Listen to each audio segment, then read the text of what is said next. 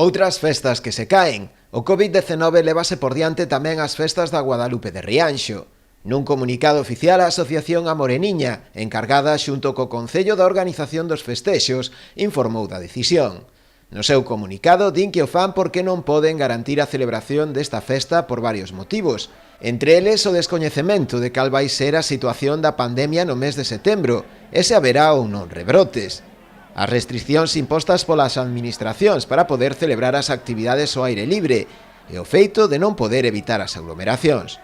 Pero sen dúbida un dos aspectos que máis influíron na toma desta decisión foi a situación económica actual pola que están a atravesar o sector do comercio e hostelería a nivel local, así como tamén a veciñanza en xeral.